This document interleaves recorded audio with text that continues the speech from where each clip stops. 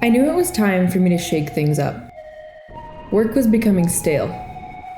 So I asked myself, how can I make my work more me? And that question alone got me excited. It gave me life and allowed me to breathe easier. It gave me the freedom to just go out and create something. Anything.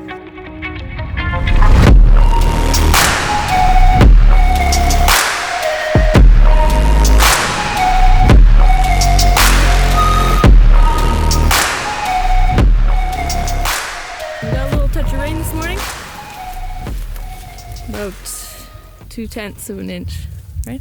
2/10. Just enough to wet the soil. You can see there's just a few more flowers to bloom. It's July 6th.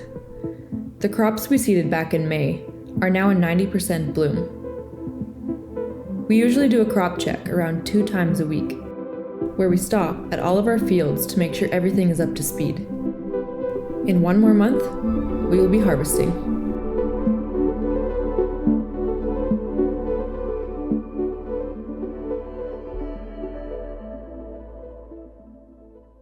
This is me getting out into my pea field. All of my crop is this tall. No, this is a spot that gets lots of moisture because there's bush here. I'm gonna say so far there's 1, 2, 3, 4, 5. This one's got 7 actually. So if those fill out, it'll be really good. I've grown peas that are like up to my chest. And then I've also grown peas that are so low that I can't combine them. So this is a good average for sure. This is how you find out if your crop is standing really good. You want all these peas to connect to each other so they hold themselves up. You shake one spot and then 10 feet away, it's still shaking. That's good. That means they're all connected and they should hold themselves up. Unless we get a major windstorm or major rain, which will push them flat. I just heard an elk. In which case, when they push them flat, they suck to combine. But if these stay standing, these will be really nice to combine. They're up to not quite my waist. I don't know why we're walking through this little mist that I had. It's gonna look embarrassing. Why don't we look this way? Look at this pod, everybody. We're gonna open it up. Look at that. We have peas. These are the same peas you'll buy in a can of soup at your local grocery store. Straight to the gullet. Can't get any fresher than that.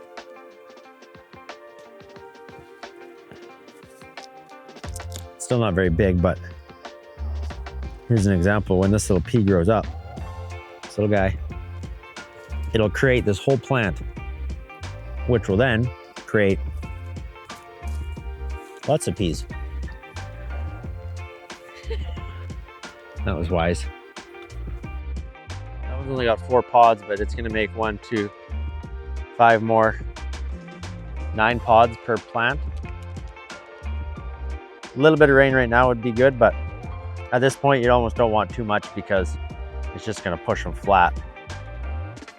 We want rain around these neck of the woods. I think I said that once, but there's a certain point where if it doesn't come, it might as well stay home. Beggars can't be choosers. So we'll get what we get. Yum.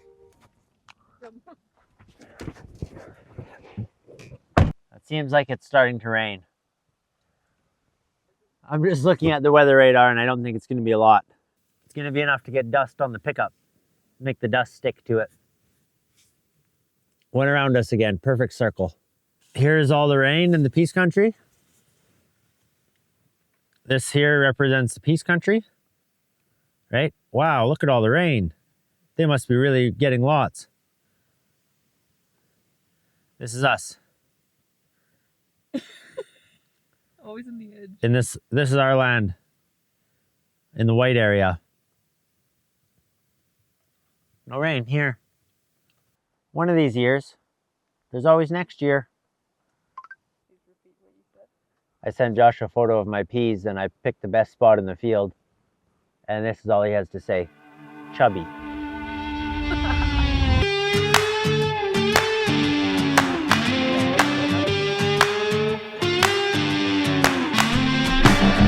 It's hotter than a blacktop in July, sweating like a sinner in a church, and I just wanna get out with my crew tonight and shoot at the lights. Got a couple 40s full of hops and fun, looking for a good time, gotta live it up. Leave behind the city, hop inside my truck. No, we don't give up. We're gonna paint the night. We're just taking a look at some of our canola here on July the 8th. And so it is, I'd say it's like for sure over 100% flowering. It's actually coming out of the flowering stage where it looks the best. It's actually starting to form pods. So all these flowers are falling off basically, and all these pods are forming. I shouldn't say all these pods because there's not really a lot of them. But like this one has, these are branches. So 1, 2, 3 branches. I guess that could be a branch. So yeah, there's quite a few pods forming, considering how dry it has been. This stuff probably hasn't seen 2 inches of rain all year. So it's actually hanging in there. We sprayed a fungicide on this when it was just like 30–40% blooming as like a trial. So I left 2 strips in the field. We'll get back to those later in the year. Not a good year to try fungicide, but it was a trial, so we're gonna see what we make of it. I'm gonna say this is gonna do 35 bushel an acre. Might be a stretch. If we get a rain, I'm changing my answer to 40. If we don't get a rain, I'm keeping my answer at 35. And if it gets hotter than it is now, I'm changing my answer to 30.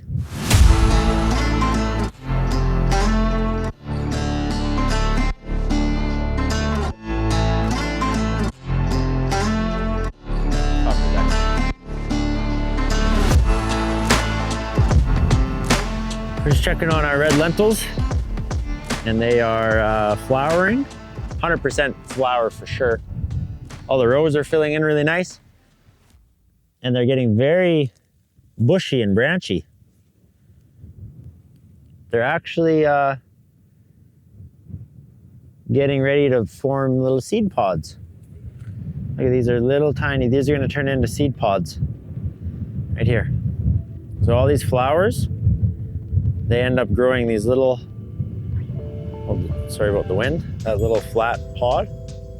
And that little seed pod will hold about 1 to 2 little lentil seeds. You can actually feel them growing in there. Each one of these flowers. And this is 3 plants, so let's get rid of those ones. Oh, look at all the nitrogen nodules. See all these little pink balls? That's all nitrogen. Oh yeah, look at this one. And they actually look really, really healthy. These tiny little plants, long root system. And all these little pink and red balls are all nitrogen that they fix. They make their own nitrogen. So I'm gonna say this is gonna be a really good lentil crop. The lentils don't like a lot of water. And we haven't had a lot of water. You can see the cracks in the ground in between the rows. Look at, that's my hand in the ground, a good inch in this crack. Actually keeps going. Deeper yet, yeah. So that's just how dry we are. But these lentils actually, they like that. They seem to be doing good. Seeded into wheat stubble, so there was like some moisture for seeding time. Yeah, I don't know. This is only our 2nd year growing them, so I don't know a lot about them. Last year they did pretty good, so I was happy with them. This year, I'm gonna actually say they're probably better. I seeded them a little bit lighter, so they actually like bush out more. And that's the idea behind it anyways, and it looks like it transpired. Here's a ladybug. Ladybugs are good luck. And the other thing about ladybugs is it means I haven't sprayed insecticide. Not to knock on the people that spray insecticide. Oh shit. But if you don't spray insecticide, you have these really good bugs like ladybugs. And ladybugs will eat and attack the bad bugs. So there's a couple grasshoppers out here, but I don't get panicked by it. The grasshoppers might take a couple of these, they're gonna do their thing, they're gonna do a little bit eating. That's fine. I got enough ladybugs and good bugs that it does not justify me spending money on insecticide, running my sprayer across the field, killing all my good bugs, and then starting from scratch. It's like building a whole new ecosystem. Not for me. Let the bellows blow.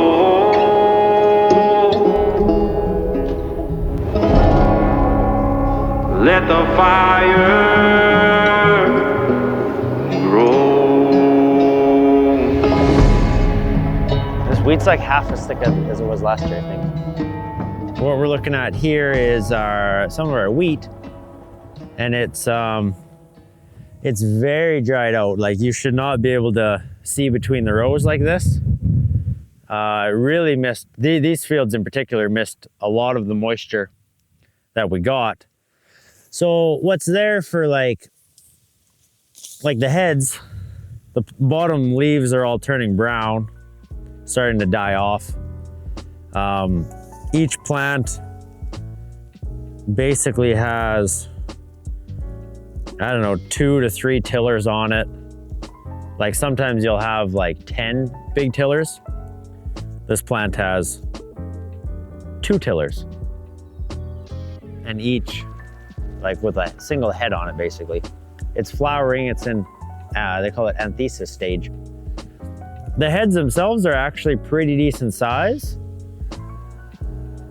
Like, they're fairly big heads, so quite a few seeds in them, but there's not a lot of seeds per plant.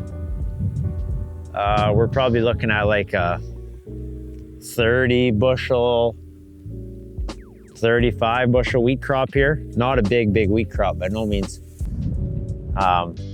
Last year our wheat, it got a good rain right at this time last year and it filled it right in, which would be pretty handy. Might do the same, but it's yeah, very sparse. Everything is, all these bottom leaves right here, you can see they just dried right out. Look at that, it's all just brown. Yeah, the heads are, like I say, heads are decently sized, but the ground is just, you gotta go a long ways and you're not finding any moisture. It's just powder over here anyways. So yeah, it's most of our wheat kind of looks like this. Unfortunately, it's not gonna be a big wheat crop. We're gonna be grateful for what we have for sure. But it's, yeah, rain makes grain. And we didn't have any rain here. Come back, Doug. What hurts his eyes, the beard.